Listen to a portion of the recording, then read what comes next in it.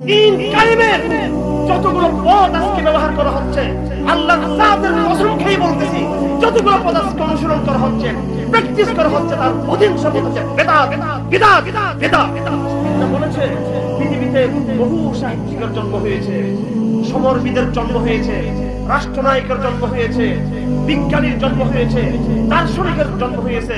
মুহাম্মদ যে জমাত তৈরি করেছে সেই জমাত কেউ রেখে যেতে পারেনি।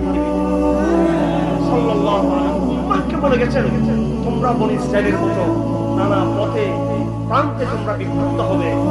তোমরা যদি বাঁচতে চাও, আমি এক মানদণ্ড তোমাদের সামনে রেখে যাচ্ছি। সেই মানদণ্ড হলো মা আনা আলাইহি ওয়া আসহাবি, আমি এবং আমার সাহাবারা যেই পথে রয়েছে, তোমার মাপকাঠি, তোমার মানদণ্ড, এই মানদণ্ড থেকে সামান্যতম ডানে যাবে, সামান্য বামে যাবে, সামান্য আগে এগিয়ে যাবে, সামান্য পিছনে যাবে, তুমি পদস্খলিত